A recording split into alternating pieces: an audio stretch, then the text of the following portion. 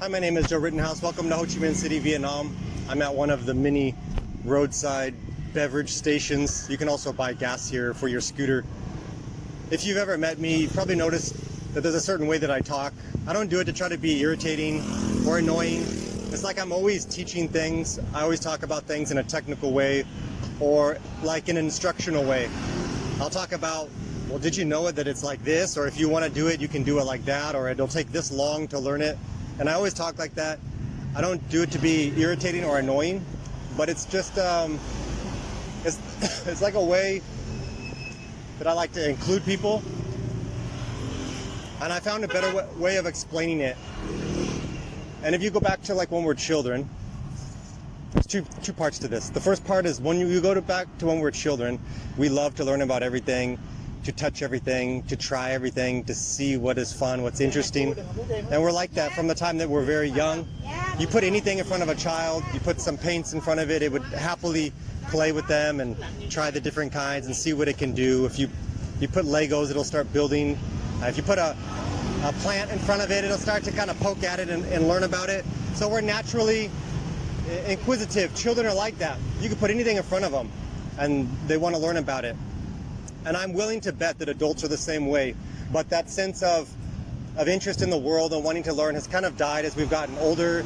You're busy, you don't have time. Nobody wants to teach you. Nobody wants to share with you.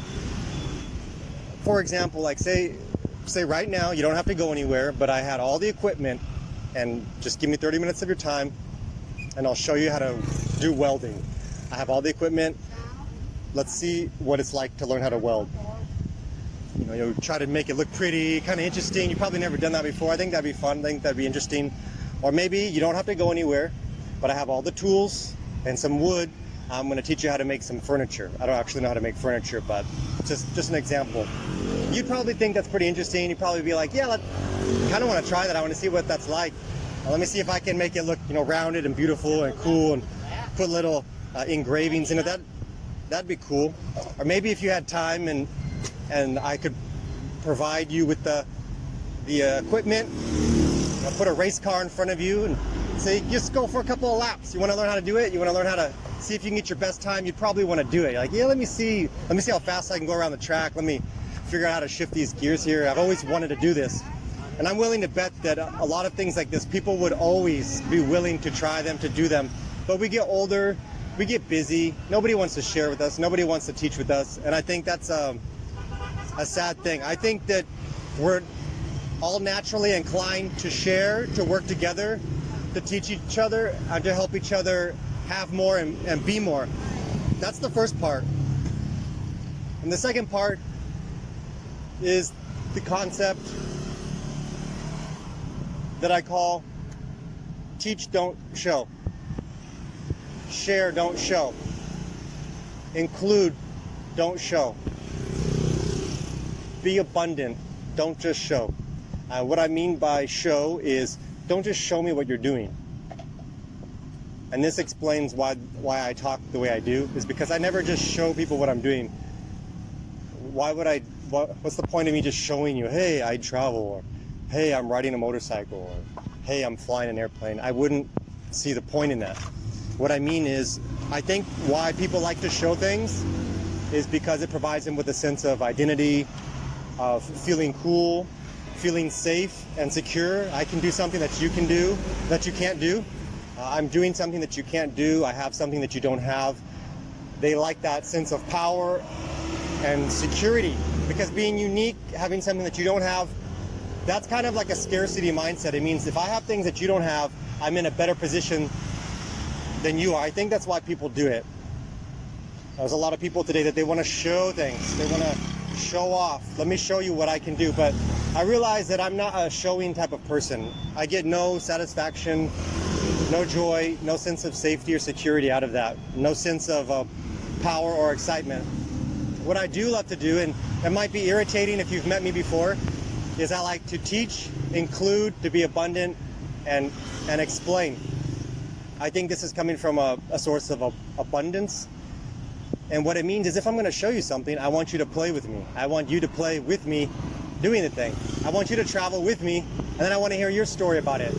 I want you to ride the motorcycle too, and then I want to hear your different way of riding the motorcycle. And I want you to fly an airplane too, and maybe you can make better videos about it in a different style. And I kind of like your videos. They're more cool than mine about airplanes, and then I can learn from yours, and we can kind of have this fun brotherly competition. So to me, that's the healthier, more abundant way to live. It's including everyone. So when I live my life, if you hear me talking like this, I will never just show things. I will always explain how to do things, why I do things, why you might want to do things, why it's fun. I like to talk about all the details. People leave out a lot of details. They'll show themselves flying an airplane, but they won't explain how they got there. They won't explain the good and the bad of the thing. They just want you to watch them fly an airplane. It's like, what good is that to me? What fun would it give me to just have you watch me fly an airplane? I go home at the end of the day and I think, wow, they watched me. I feel good about myself. And I don't. I am a commercial pilot and a flight instructor, small airplanes. And I get almost no satisfaction from people watching me on the other side of the fence fly an airplane. It's really boring as shit. What is really fun is interacting with people, and it starts with the smallest thing, waving at people. If I'm in an airplane and I see people on the other side of the fence, when I wave, now that's the signal to you that let's do this together. I notice you. You can do this too. That's the high, that's the excitement that I get from it. And the best part of flying, the next better thing is to have people fly for the first time in the airplane. To see them just like stunned. They didn't know that it was like this. They didn't know that they could do it. They didn't think it was like this. And you see their brain and you see their eyes just like light up with all these things that they didn't know and that they're figuring out. It's beautiful. It's really cool and interesting. And then, like at the airport, the most interesting, the people that we love the most at the airport are the new pilots, because you hear all their stories. Everything they're doing is for the first time. You talk to a pilot who's been flying for 5 years, 10 years, 20 years, it's cool, but it doesn't have that brightness in the eyes and that excitement in the face like with a new pilot. The new pilot has the best stories, the most exciting stories, because it's the first time they've ever done anything. Yeah, go ahead. It's the first time they ever did it, so you're kind of like rooting for them, and it's a really cool thing. And that's that including, that's that sharing, that's that teaching, that's that abundance. So I want to leave you with the idea of don't just show, share, don't just show, teach, don't just show, include. It's better for me if I teach you how to do what I do, then you take it, you improve upon it, you go off, I meet you a year later, and now you've learned how to do what I taught you and more, and now you can teach me, and we bring each other up, and we also bring society up, because everyone is learning how to do things better, everyone is sharing, and I think that's really the way that humans were meant to interact. We were not supposed to be, I have this, I don't want other people to know about it, it's 2019. Those days are over. With the internet now, anyone can share anything. They can talk about anything. So you need to be learning from other people. Everything you want to learn is out there, and many more people are going to be sharing what they know how to do in the coming years. We haven't even scratched the surface of the possibilities of the internet, of sharing skills, talents, abilities, experiences. We haven't even scratched the surface yet. So teach, don't show. Try it. It's a real power. It's a real exciting thing to do. You won't feel less powerful. You'll feel more powerful, and it'll be more fun to play with other people. Let's all play together and let's all share. From Ho Chi Minh City, Vietnam, I will see you later.